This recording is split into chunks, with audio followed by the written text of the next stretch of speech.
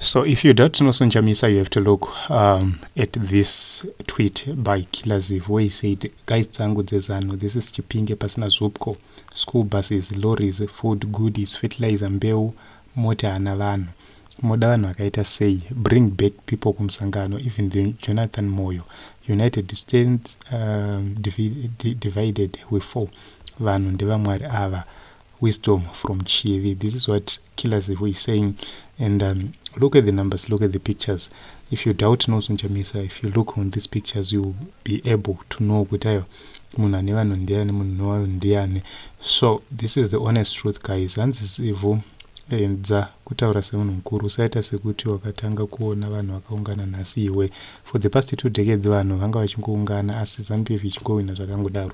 No, Gugu Brown should know kuti ZANU-PF ichingobirira kwetoti ichingowina. Hanzi kuzvifonera ZANU haichadiwe pafeya simpuru nyeperana ikoko. And I agree with you. Hanzi vanokuhwai here vanhu ava mukoma, vanongozwa zvinofadza nzeve dzavo chete, zvekuvarumbidza nekuvakuza kunyange nyanga dzavhunika. Kukwidzwa ndege yemashanga ndozvavajaira, nema dzaputira uropi. They are now out of touch with reality. Only a miracle can save them now. Yeah. And I like the way you tell the truth, Honorable ZIVHU. Rambai makadaro nerimwe ramazuva vachazvitaura kuti makambozvitaura nyenye. Iwe ita zvekwauri ikoko, usiye ZANU yakadaro. Unodei kupa huku yemweni. Ngau.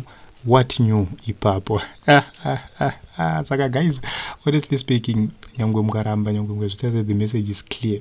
Avo vanavo vanga vasina wezofara kana majokes, guys. Vanga vafambira nyaya dzavo. This is chipinge rural, guys. Kana muzuri kudaka ameno ndezvenyu, but what I know, mukomana ari kupinda. Kapinda ke mukomana.